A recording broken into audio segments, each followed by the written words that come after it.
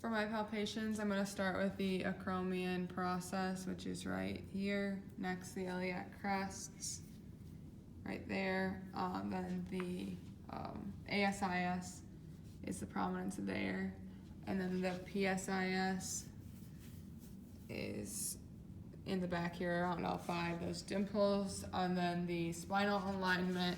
I'm just starting up here at the C-spine and feeling alignment down and making sure everything looks good, and it does. And then the scaps, sticking my thumbs under the borders, looking at the scapular position and seeing if they're equal bilaterally, and they seem to be.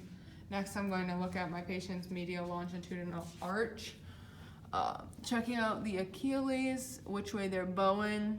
Hers look like they bow outward a little bit, and that would be pes cavus. Foot type, if they bowed inward, to be pes planus foot type. Next, I'm going to have my patient lay prone for the rear foot angle. For this, she'll be in a figure 4 position. I already made my dots. The calcaneal line is where it inserts at the Achilles inserts at the calcaneus and like a centimeter below midline of the calcaneus. Then the tibial line is like the lower one third of the leg, and the just proximal to the Achilles. So for this, I'm going to on both sides feel for her talus, and then going to put her foot into dorsal flexion, and then I'm going to try to find the neutral position so I can evenly feel the talus on both sides, and then I'm going to measure the angle, and I can't really do all that holding this, so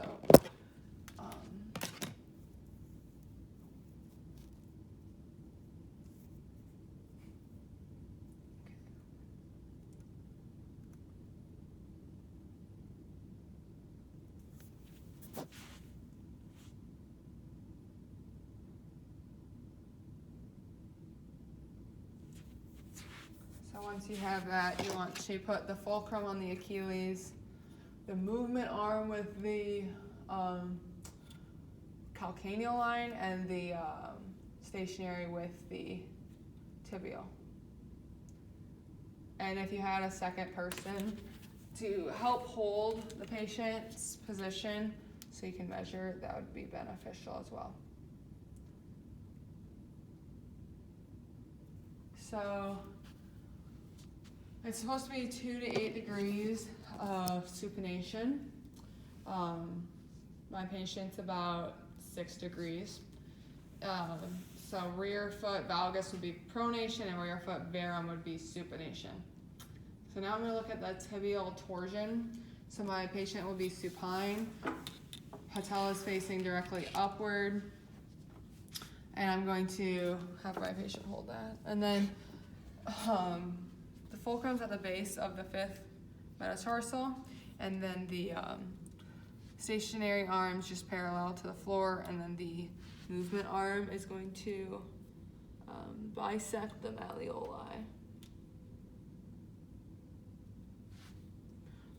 For that, you're looking for 15 to 18 degrees, and my patient's about 14. Next, I'm going to measure the Q angle, so putting the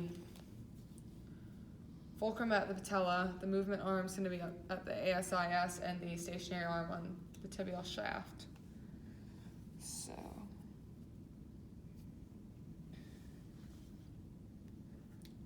patient's about 16 degrees, and in women if it's greater than 18, and men if it's greater than 13, that's positive, and it could implicate lateral forces creating lateral tracking on the knee. So next I'm going to do Craig's test. So my patient will be prone with her knee bent at the end of the table. So my fulcrum's going to go distal to the knee, and my movement arm's going to be up the tibial shaft, and then the stationary arm perpendicular to the floor. I'm going to internally and externally rotate her hip to find the most prominent point of the greater trochanter. Once I get that, I'm going to hold her in that position and then measure.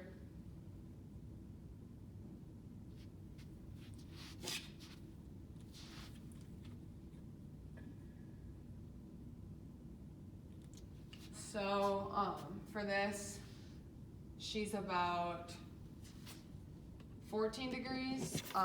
So less than 15 is retroversion, and greater than 15 is anteroversion. So now I'm gonna check her pelvic angle. So my patient will be standing now, arms across her chest. I'm looking here for her PSIS. Lateral to that is where the fulcrum will go. The movement arm will be facing the ASIS, and the stationary arm parallel to the floor.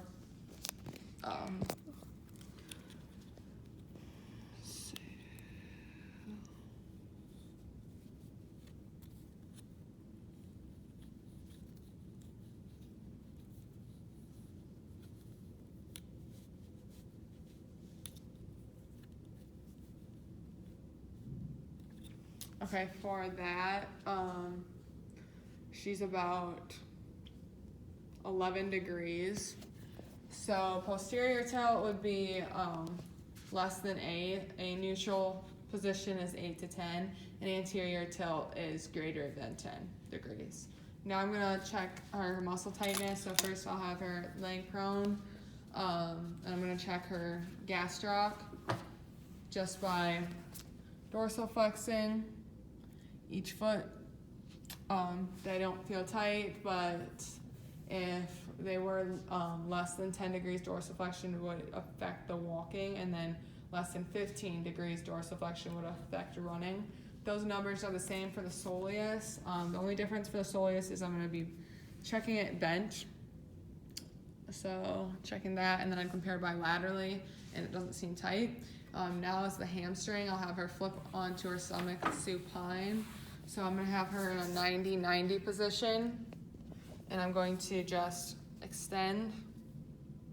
And if there was still like more than 20 degrees of flexion, that would be tight, and you'd compare bilaterally. Now for the rectus femoris, I'd have her lay on her stomach prone, and then just flexing the knee back. And I'd compare bilaterally, and if the difference bilaterally was greater than 10, that'd be positive for some tightness. Scapular position, I'll have my patient stand. So I already have the dots on T3 and the medial border, and then T7 and the inferior border. So I'm going to measure the distance between these two.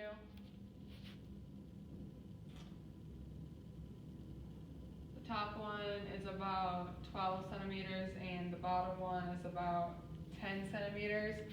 So if the distance is greater, it's protracted. If the distance is less, it is retracted and compared bilaterally. And if the lower is greater than the upper, it is an upward rotation of that scapula, compared bilaterally there. Next, I'm gonna look at her shoulders. I'll have her lay on the table. So first for the latissimus dorsi and teres major, she'll be in a hook lying position for all of these. So now she'll bring her shoulder over her head.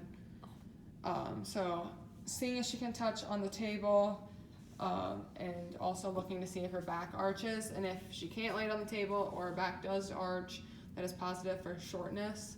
Pec major, I'm gonna have her interlock her elbows behind her head, and try to put her elbow on the table. So it looks like she can do that, but if she couldn't, there'd be positive for tightness, and that would indicate like rounded shoulders and forward head position. Now I'm just gonna have her arms at her side, seeing if the posterior side of her shoulder lays on the table flat.